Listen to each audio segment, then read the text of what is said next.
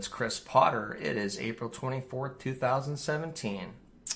This video is absolutely going to piss off the trolls, and I don't care because we're right and you are friggin' wrong.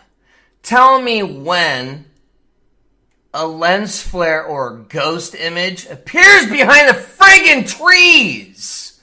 Since never. In your face.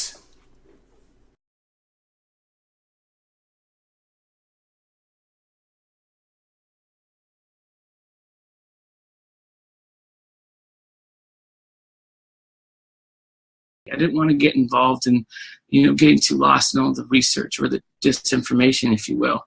But when I saw this, I had 3 pairs of sunglasses on, and another time I was using an ARC TIG welding mask that auto dims down. It's got 3 layers of LCD that changes its consistency. But to safely watch the sun, I felt that was the only way and to save my eyes. But when the brightness of the sun disappeared, this appeared very, very, very light to the human eye. Behind the blue intense gradation levels that are right next to the sun when you look at it. And on photo, if you take a pinhole camera, the blue sky will get darker and darker as you get farther out on the frame. So I whipped out my phone and just using, okay, as you see here, a simple sun filter from my big camera.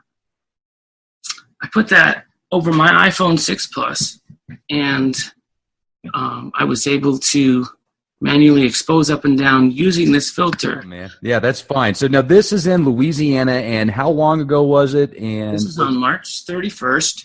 Oh, just recently. I mean, just recently. Just a couple days ago. My first footage came on in October of 2014 about. And this was just my most recent, and I'd say my best video because I knew this time what to look for and what to do on when I saw it. And so I'm going to play it here.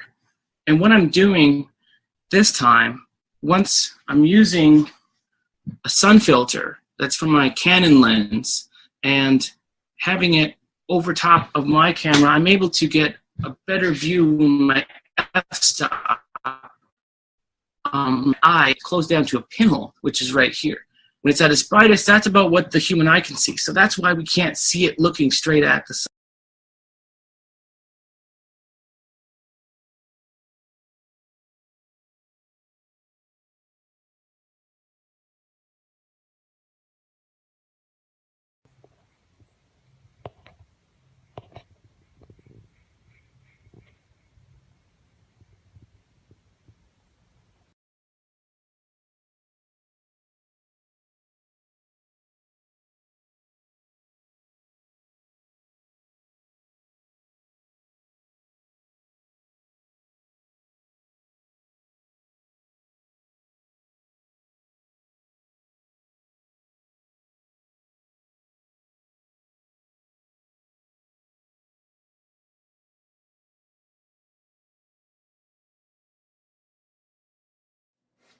Okay guys, you asked for it, I promised it.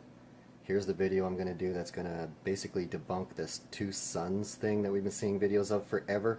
The little movie I did on my cell phone camera just didn't cut it for a lot of people. They thought that there was something I was manipulating, or they couldn't see what was happening, or that the object wasn't behaving the way that other pictures were behaving. So I'm going to do this in one continuous shot. I'm going to disclose everything I'm doing. You'll see exactly how I can recreate this 2 sun effect on basically any camera, and how you can do it if you want, and we're gonna bury this damn thing forever. So here we go. Right, now the camera I'm using to film this on is a Sony, what is it, a DCR SX4 III. Here's a little mirror image of it. Might not be able to see it too well in the mirror here, but anyways, that's the camera I'm using to film it. Now, what I got set up out here is basically a still photo camera that has a kind of a crappy video mode that'll hopefully be able to get it all to run in one shot. I'm going to show you how to generate the 2 sun effect with this rig. Here we go. So here it is. It's a Canon G5.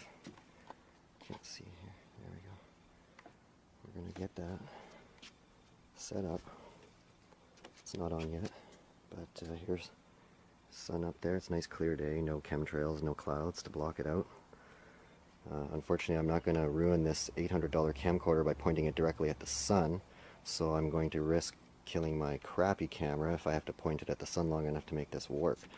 I'm going to set this camcorder up over here and show you how everything works. Now the front end of this, get it turned on, it has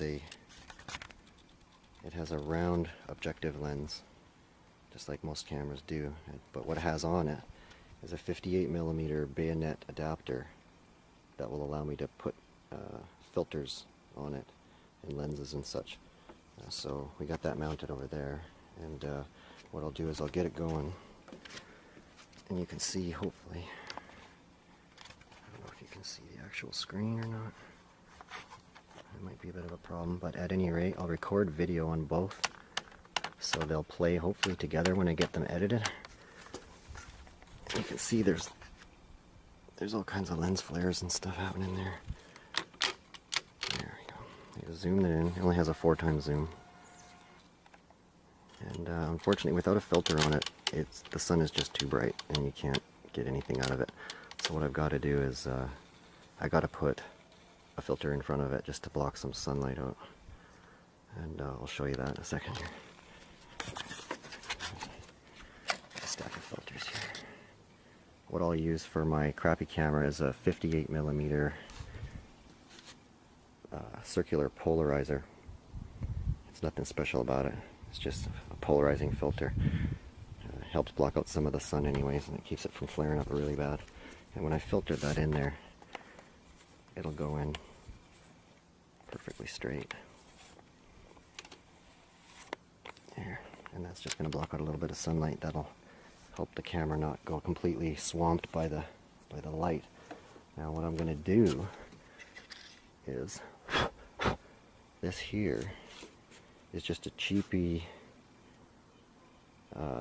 what they call a UV filter. Really all it does is it has a very thin invisible coating on the outside that basically reflects high frequency short wavelength ultraviolet light, and it just helps your pictures not be as washed out when you're doing sunlight photography. So there's nothing really special about it. It's 1.8mm glass. It's completely flat, and this will be what generates our two sun effect. So what we're going to do here is I'll get the camera set up and start filming with the actual camera, and then we can start a synchronized video clip of this happening. There.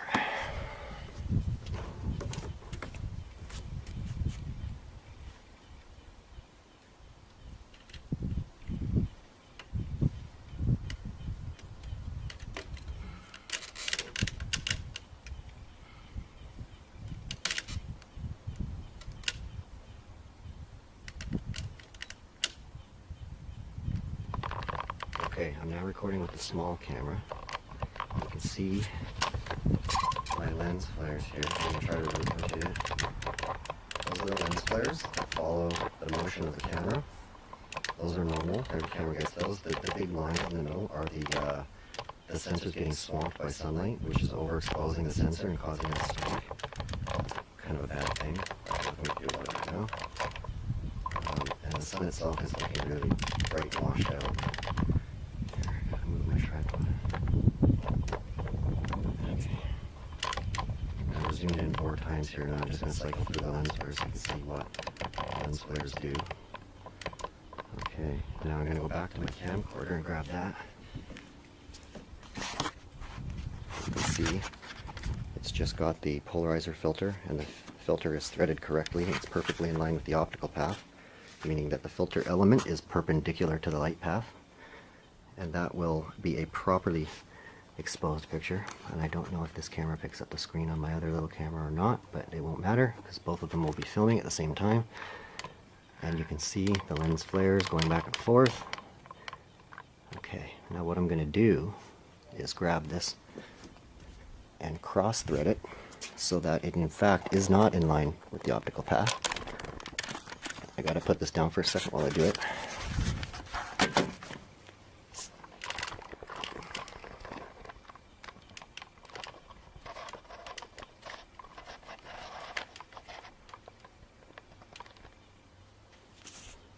Okay. Hopefully the camera will pick this up. But now as you see, I've got my polarizing filter, and on top of it is the UV filter.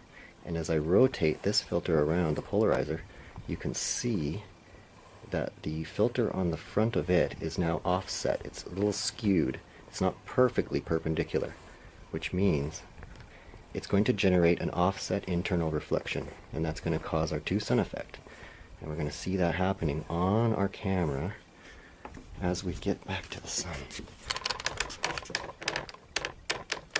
Now all of a sudden, what you notice is that there is another little sun there. Fancy that, hey? Now watch. As I rotate my filter around, see if I can get this on shot here.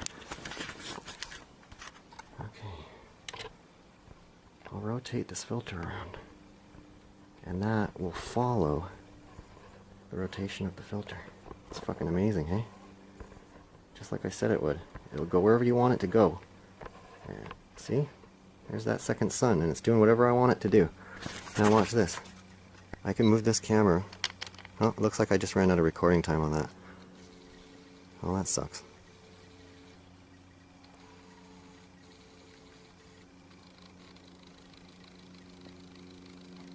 Let's see if I can get it back. For some reason the camera only allows you a certain amount of time to record, even though there's lots of memory chip time left. Okay. Back to recording again. Okay, hopefully that'll go for a little while. Okay, now you can see because I haven't moved the filter, if I just move the camera, that second image, it follows it. You can see that I can move the camera and the lens flares move, but that little image doesn't. And now I can move my camera up and down as well, and it does not move. It stays in proportion to the light source that's causing it. So now, if I go like this, and move that filter, give it a rotation and change the offset, that sun will move all over the screen. So now if I want it in the upper right corner, I just do that, and now your second sun is in the upper right corner. It's really, really not that hard to do. Anything like shooting through two-pane window glass will do this. Okay, so when you see these videos that have this going on, really that's all you're seeing. You're seeing that secondary reflection. A lot of cameras have internal filters that kick in when it's bright light, internal neutral density filters, and they're basically a flat piece of glass. And if they're even slightly off of that perfect optical axis, they will create that secondary reflection of light inside them. And so if I take the filter off completely, while my other camera's still recording, that image completely goes away. Okay.